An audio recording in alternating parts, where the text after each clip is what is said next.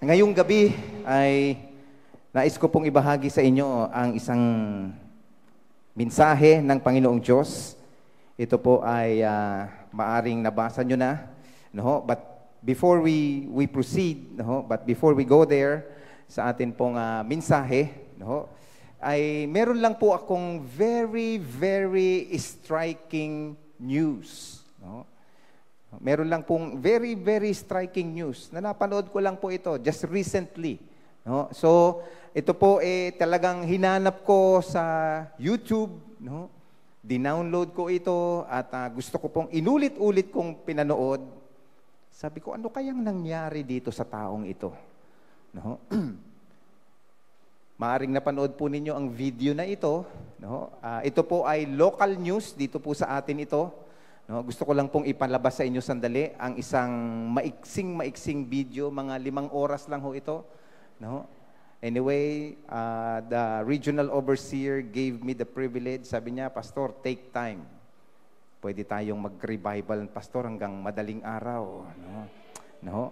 So, panoorin po natin sandali ang isang maikling video. Mga ngalakal ng basura sa Maynila. Kabisado po kasi niya yung scientific names ng mga halaman at dalubhasa rin siya sa Ingles. Tunghayan ang kanyang kwento sa balitang hatid ni Lay Alves. My name is Alfredo Manuel, who live in 2190 Road 12, Pabis Street, Santa Ana, Manila.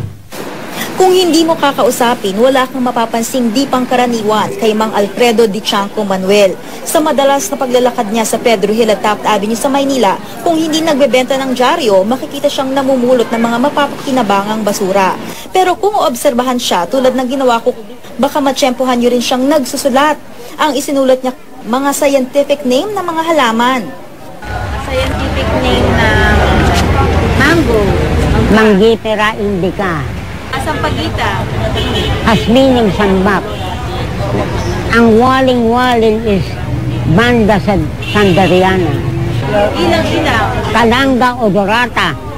Sa patuloy naming kwentuhan, napansin ko rin ang galing niya sa Ingles. Halos ako na nga ang manosebleed sa lalim ng ilang salitang kanyang alam.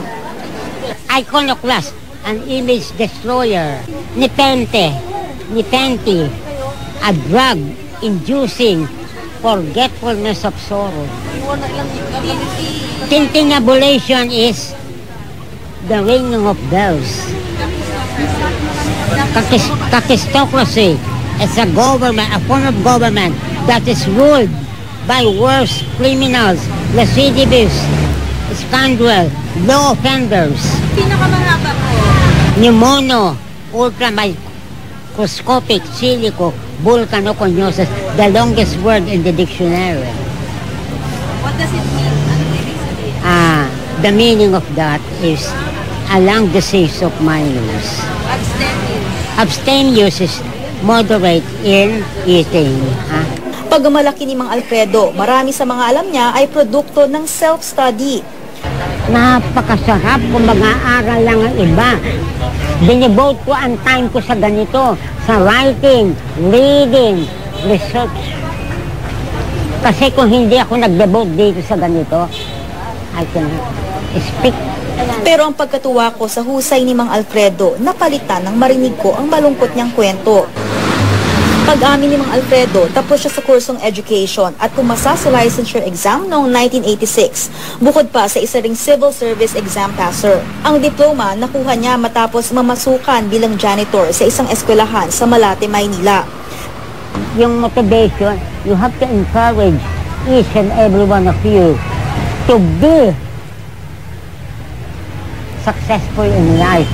Pero ang pagsisikap, nauwi sa wala nang siya mismo ay panghinaan ng loob sa paulit-ulit daw na pag-reject sa kanyang pag-a-apply na maging guro. Sa huli nalaman niyang dahil pala ito sa record ng umunoy pagnanakaw niya sa eskwelahan kung saan siya namasukan bilang janitor. Aba, wala naman akong kaalam-alam dyan sa pangyayari nyo na supposing nangyari. Ay sana hinuli naman ako. Frustrated. You feel rejected. And at saka eto, your ego was hurt. Your ego yourself was hurt. As if you are despicable. Kaya naman ang maraming namamangha sa kanya, hindi rin maiwasang manghinayang, kabilang si Professor Benjamin Mangubat ng UP Manila. He knows more than I do. So I want to write a book about him. Gusto kong sulat siya, yung buhay niya is, to me, very, iba yan, parang kinalimutan ka ng lipunan, tapos ginawa mo na yung mga indicators, di ba, ng success. Ngayon, nag-iisa na sa buhay si Mang Alfredo at sa mata marahil ng iba, may nasayang siyang kakayahan. Pero para sa akin, maituturing pa rin siyang guro dahil sa itinuro niya sa akin at ibang nakakilala sa kanya na higit pa sa mga scientific names o malalalim na Ingles. Siya ang patunay na maipagpapatuloy pala ng kahit sino ang pagtuklas ng kaalaman. At kung imumulat natin ang ating mata, maraming tulad niya na tila ikinukubling yaman ng lansangan. Lee Alves, GMA News. Ayan, mahaba yan eh. No? Kaya nyo yun? Scientific name, no? Parang natandaan ko lang doon yun, ting-ting nabulation, no? The ringing of bells. No? Galing grabe, no? Pero alam nyo, sayang yung talino niya eh. Hindi niya nagamit. No? What is the reason? Ano daw ang dahilan? Pinanghinaan na ng loob dahil sa kanyang pag-a-apply, hindi tinatanggap. Yung pala, meron siyang bad record na hindi niya naman pala alam. No? Pero nawalan na ng pag-asa. Pastor, alam ko ngayong gabi, no, maaaring nagdadalawang isip ka, tutuloy ko pa ba itong ginagawa kong ito? Ang hirap naman pala magpastor. No? Tutuloy mo pa ba ang pagkatawag ng Diyos sa iyo na maglilingkod sa kanyang ubasan? O nawawalan na tayo ng pag-asa? Ngayong gabi po, aalamin natin ang mga bagay-bagay na pupwedeng sa isang manggagawa ng Diyos, no? Kahit nakarinig ng salita ng Diyos, maaaring panghinaan ka na ng loob. Hindi mo magagawa ang mga bagay na pinagagawa sa iyo ng Panginoon. No? Yan po mga bagay na maaaring pumipigil sa iyo. Ano kaya yan? At dyan po, makikilala po natin, meron pong isang taong ganyan, katulad po niyan, no, nung atin pong napanood. Isang tao sa Bible. And this is in the book of 2 Samuel, chapter 9, no, verse 1 to 8. No. At kung mamarapatin niyo po, basahin ko lang po sandali kung sino po itong ating pinag-uusapan. In 2 Samuel, chapter 9, verse 1 to 8, let me read to you verse 1. It says, One day, David asked, Is there anyone left of Saul's family? If there is, I would like to show him kindness for Jonathan's sake. Alam nating lahat, si Haring David, na matagumpay na sa panahong ito, ang best friend niya na namatay na ay si Jonathan. At tinatanong niya, meron pa bang anak si Jonathan? No? And then in verse 2, it says, There was a servant of Saul's family named Ziba. And he was told to go to David. No, inutusan siyang pumunta doon, itong si Ziba. Sabi po sa kanya ni David, Are you Ziba? The king asked. At your service, sir, he answered. Verse 3, the king asked him, Is there anyone left of Saul's family to whom I can show loyalty and kindness as I promised God I would? Ziba answered, There is still one of Jonathan's sons. He is crippled. Verse 4, Where is he? The king asked. At the home of Makir, son of Amiel in Lodebar, Ziba answered. Verse 5, So King David sent for him. Verse 6, When Mephibosheth, the son of Jonathan and grandson of Saul, arrived, he bowed down before David in respect. David said, Mephibosheth? And he answered, at your service, sir. Verse 7, don't be afraid. David replied, I will be kind to you for the sake of your father Jonathan. I will give you back all the land that belonged to your grandfather's soul, and you will always be welcome at my table. Ang sarap naman. Inaanyayahan ka ng hari sa kanyang palasyo. Every day, kakain ka sa kanya. Verse 8, Mephibosheth bowed again and said, I am no better than a dead dog, sir. Why should you be so good to me? Yan po ang ating aaralin ngayong gabing ito. Pwede ho bang minsan pang tayo po ay humingi ng gabay sa banal na Espiritu ng Diyos, tayo po yumuko at tayo po manalangin. Dakilang Ama, ang aming Ama sa langit, kami po'y nagpapasalamat na sa oras na ito, Lord, alam namin ng iyong banal na presensya ang siya pong sumama sa amin. Nagagalak ang aming puso sapagkat sa aming pagsamba, sa aming pagpuri, Panginoon, sinamahan mo kami. Sinalubong mo po ang aming praise and worship. At Panginoong Diyos, yan po ay inihahandog namin sa iyo. Hinihiling po namin sa pangalan ng iyong anak na si Jesucristo, maaari po ba, Panginoon, kausapin mo po kami. Palakasin mo kami. Patatagin mo kami. Revive us, O Lord, tonight with your word. Ito po ang aming hinihiling, Panginoon. Nagkakaisa po kami sa panalangin ito. Revive us, Lord. In Jesus' name we pray. Amen and amen. Praise the Lord. Hallelujah. Sige po, palakpakan natin ang Panginoong Diyos. Ang lahat po ng ang akin pong mga audience ngayon na makakarinig nito sa mga taong nanghihina na, nawawala na ng pag-asa, para bang ayaw ng tumuloy sa kanyang ministeryo. No? Ang kanyang pag-iisip, hindi po katulad ng ating pinag-usapan kaninang umaga in the lecture. No? Hindi po siya self-centered, hindi po siya selfish. Ang pananaw niya, ang kanyang perspective, hindi swapang. No? Ito po may pag-iisip na umaayaw na. Nagda-doubt na. Ano ba yung Tagalog ng doubt? No? Nag-aalinlangan na. Ayan, salamat po. No? Nag-aalinlangan na. Kaya kapatid, kung ikaw ito, para sa iyo to. No? Ang title ng ating mensahe ngayong gabi, ito po ang atin pong pag-uusapan. The Mephibosheth mind, no? Meron ka bang ganyang pag-iisip? Isip na katulad ni Mephibosheth, no? Kailangan mabanggit nyo po yung Mephi. Pag tinanggal mo yung Mephi, hindi magandang pakinggan.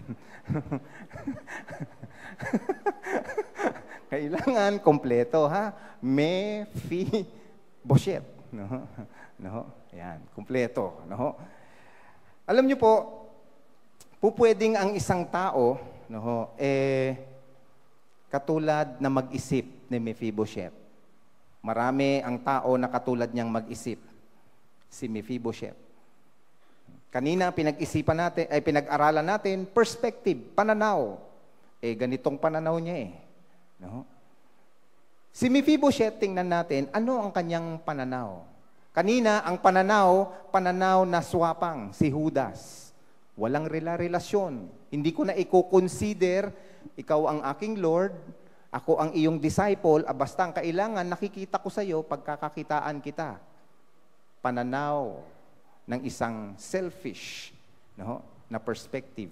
Dito, ang perspective ni Mephibosheth, ano kaya yan? Isang pananaw, isang pag-iisip na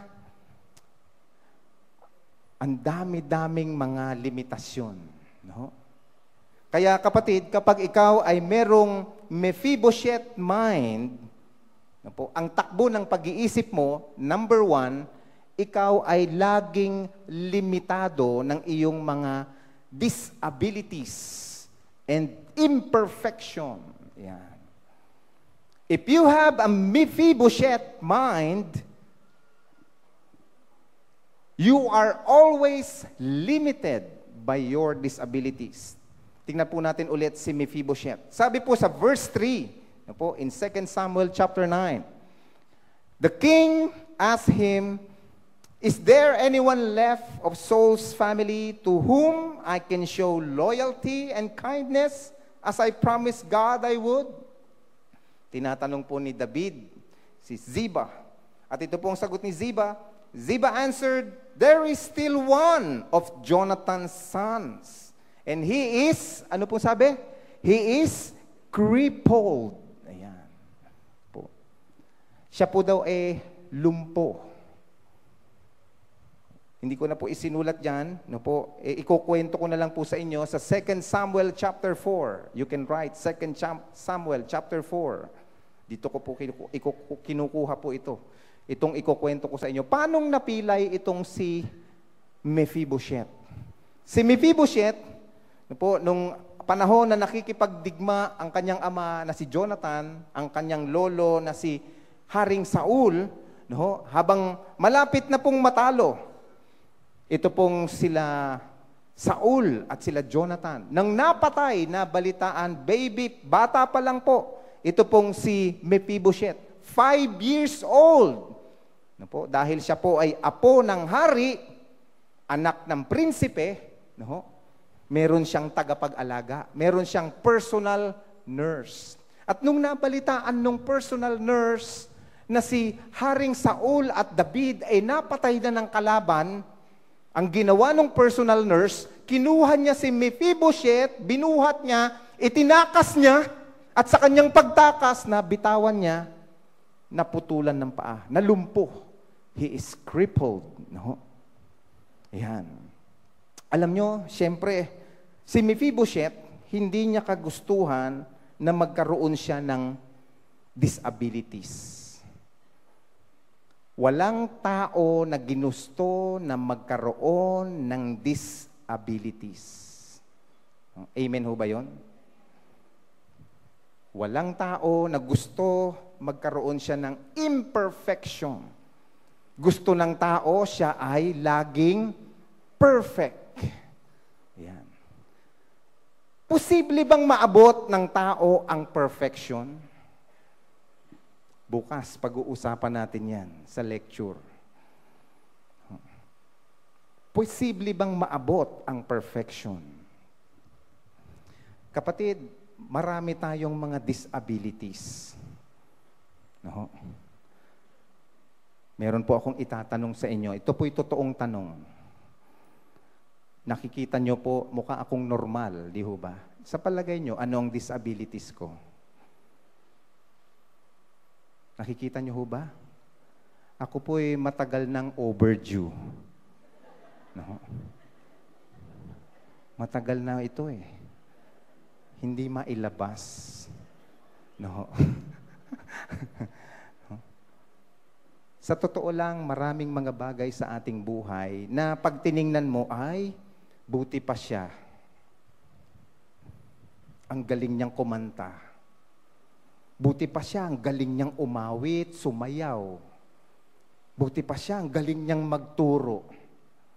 Ako, hanggang dance lang ako. Pero kapatid, alam mo kung minsan, napapansin mo ang disabilities mo kasi tinitingnan mo ang ibang tao at ikinukumpara mo sa iyong sarili. At ang pinakamahirap na comparison, no, kapag tayo tinitingnan natin kung ano yung wala sa atin, yun pa ang kitang-kita mo. No? Dapat ang kitang-kita mo, yung alin? Kung ano yung meron sa'yo. Amen? Amen. Ang problema ng tao, no? Ang lagi nating nakikita ay yung meron yung iba. No? Ay, buti pa siya. Blue eyes. No? Maglalagay nga rin ako ng, ano bang tawag doon? Contact lens. No? Yung makapal. Yung pagka pumikit ka, ayaw nang sumara ng talukap ng mata mo. No?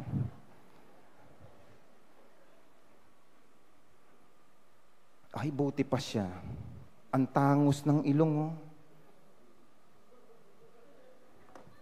Buti pa eh. Lord, bakit naman ganitong ginawa mo sa ilong ko? Alam mo kapatid, pasalamat ka. Nakatungo ang ilong mo. Alam mo kung bakit? Pag yan ginawa ng Diyos na nakatingala, tuwing umuulan, yan ang pinapayungan mo. Nakataas ang butas. Gusto mo yun? Tuwing uulan, lagi kang nakaganon. Malulunod ka eh. Diba? Malulunod ka. The problem with us is we always look on our disabilities. We don't look on our abilities. No? Yan ang problema po natin eh. Kaya alam nyo po, sa totoo lang, hindi mangyayari na nasa sayo lahat. Amen ho ba yun? Because reaching perfection, that is only a wish. That is only a dream. And you are dreaming with impossible things. Diba? Perfection is a dream. Bukas maiintindihan nyo kung bakit. No? In our lecture in the morning. No? Pag tiningnan mo perfection, laging gusto mo perfection, laging gusto mo perfect, hinahanap mo tuloy sa iba, uy, ang galing nun, ang galing nun, ang galing. Gusto mo lahat ng meron sila, nasa'yo. No? Hindi mo tinitingnan kung ano yung binigay ng Diyos sa'yo. God, of course, gave each and every one of us a unique ability. Amen ho ba yun? Unique, ikaw lang ang meron yan. Hindi po pwedeng lahat ng meron sila, nasa'yo. Lahat ng meron sa amin, meron ka. Lahat ng nasa'yo, wala kami. Ano ka? Sinuswerte?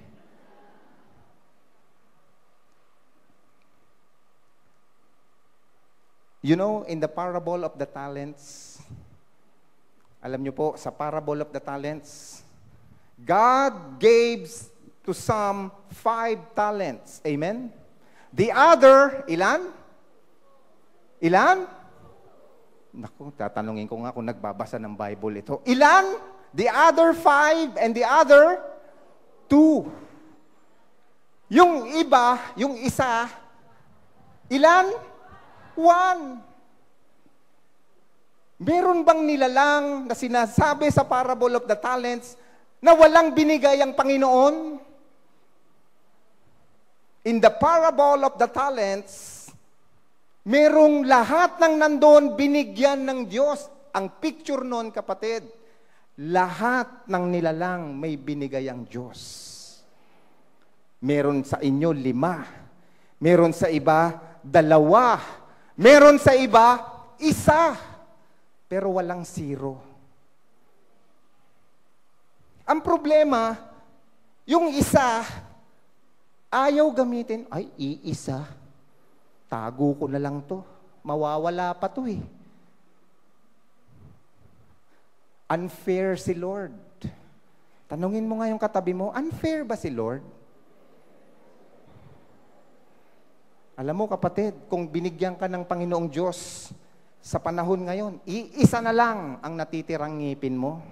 Pasalamat ka, may natitira pa. Diba? Iisa na lang. Ang problema, yung nag-iisa, ang daya ni Lord. Unfair ba si Lord? Kasi yung iba, binigyan 5, yung isa binigyan ng 2, at yung iba binigyan, isa lang. Hindi ba pwede, Lord? 5 kami lahat. Well, alam ng Diyos kung ilan ang ibibigay sa'yo. Pero kapatid, 5 man yan, 2 man yan, iisa man yan, pag di mo nakita yan, sayang yan. Sayang. Walang nilalang na bobo. Walang nilalang na walang abilidad. Lahat may kakayanan. Amen ho ba yun? Bakit yung iba 5, ako 2, yung isa, iisa lang? Alam mo kapatid, ang realidad, makikita mo dito, ang pinakamaganda dito kapatid, hindi mo natitingnan dapat kung ilan ang binigay ng Diyos sa'yo. Ang tingnan mo, ang bawat isa sa ibabaw ng mundo, binigyan ng Diyos ng talent. Ikaw 5, ikaw 2, ikaw 1. Ano ibig sabihin nun? Lahat tayo may pagsisimulan. Amen ho ba yun? Lahat tayo may puhunan. Ibinigay sa'yo ng Diyos yan. Kung iisa man yan, aba, makita mo sana na meron ka kahit isa. Merong ibinigay sa'yo. At yan gusto ng Panginoon, gamitin mong puhunan yan. Dahil pag ginamit mo yan, tumubo yan, hindi kukunin ng Diyos yung tubo. Remember in the parable of the talents, kinuha ba? Yung puhunan, kinuha din ba nung tumubo? Pag ginamit mo yung iisa, ginamit mo, tumubo, nagkaroon ka ng additional 1, naging 2. Kapatid, gusto ng Panginoong Diyos, madagdagan yan. In Deuteronomy chapter 8, verse 18, hindi ko na ho nilagay dyan. You can write this in your notes. Deuteronomy chapter 8, verse 18, remember the Lord your God, for it is He who gives you the ability to produce wealth. Remember that. Alam nyo, gustong-gusto ko yung verse na yon. Remember the Lord your God. Alalahanin mo ang iyong Diyos, sapagkat ang iyong Diyos ay nagbigay sa iyo ng kakayanan upang ikaw ay maging masagana. Kapatid, kalooban ng Diyos na tayo'y maging maunlad.